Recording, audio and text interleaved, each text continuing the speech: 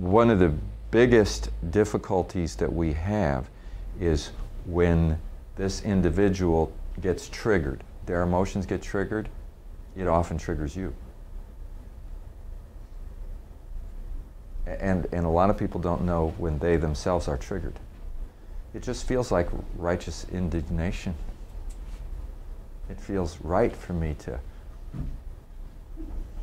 you know, you can't talk to me that way, you know, or what. I mean, sometimes it's a shutdown. Has anybody ever shut down? Somebody gets intense with you, and there's just something that happens to you, and it just washes over you, and it's almost like a shutdown effect. And when the shutdown effect is happening, it's very hard for you to be as nimble in dealing with somebody else's bad behavior as you would be if it wasn't bothering you at all. Now, this is inner work that in conflict management is probably the most important thing, is know your own triggers and to be able to keep them from firing. Because once your triggers fire, then now you're crippled, you're handicapped. It's less, you're less able to deal with it. Sometimes a sense of humor is really good, but be careful. If they take it as flippancy or sarcasm, or that you're mocking them or laughing at them or making light of their situation, then it doesn't bode well with you. And you have to just kind of sense that. What you want to do is lighten the person up, but if you say lighten up, they're going to get mad. Okay, you don't say lighten up. You have other ways that you have to kind of learn. Okay, so you feel the situation out, but the first rule in a situation like that is look at yourself first and say, am I okay? And a really good mantra to repeat to yourself is, this is not about me. It's about this person. He's having a bad day. He's having a reaction. You know, he may have some valid points, but he's thrown off a little bit. My job is to help him to come out of this. And you have to do it with a lot of respect and a lot of understanding.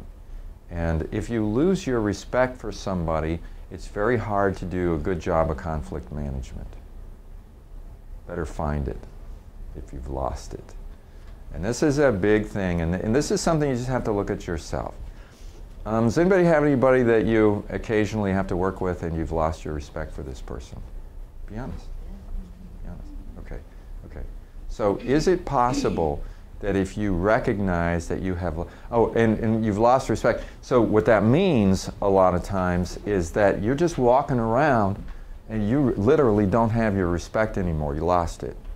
And so now if you interact with this person, it's just not there. Okay?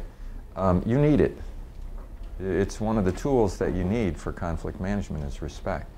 So it's important to understand that you are able to get your respect back, but you have to want to, and you have to know how. Now, the want to is a big issue.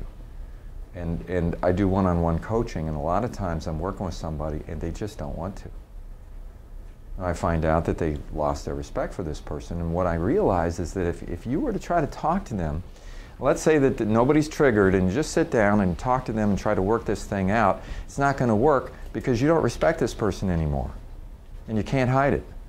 I don't care how good of an actor or actress you are, you cannot hide it. If you have lost your respect for somebody, it's going to come out in some way, in some form, and they're going to pick it up. So my recommendation is that if you have somebody who's difficult to work with, a doctor, anybody that you work with, ask yourself very honestly the question, how much do I respect this person? And if it's not there, the first question that you want to ask after that is, am I willing to find my respect for this person and work at regaining it? And if there's an unwillingness, then you got to work with your unwillingness. And you may never find that willingness, but if you can, it's your willingness, so I mean, come on. It's what you need.